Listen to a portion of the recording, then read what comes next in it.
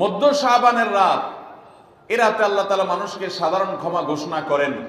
যাদের মনে হিংসা নাই, যাদের মনে মানুষের প্রতি বিদ্বেষ শত্রুতা নাই, এবং যারা শিরকে লিপ্ত না, এই মানুষগুলো ছাড়া বাকি মানুষগুলোকে মধ্য শাবানের রাত, যেটাকে আমরা শবে বরাত বলি, হাদিসের ভাষ্য শবে বরাত নয়, হাদিসের ভাষ্য হলো লাইলাতুন নিসফি মিন শাবান।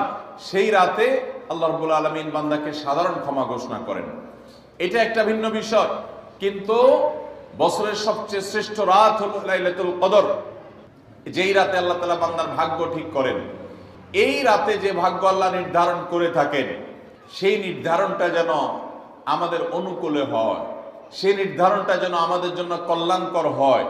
আল্লাহ যেন আমাদের ভাগ্যে ভালো কিছু লেখেন, খারাপ কিছু যেন না লেখেন। আল্লাহ যেন তাকদীরে আমাদেরকে ভালো কিছু দেন, মন্দ কিছু থেকে বাঁচিয়ে রাখেন। সেজন্য আমরা সবাই কামনা করি কি করি না?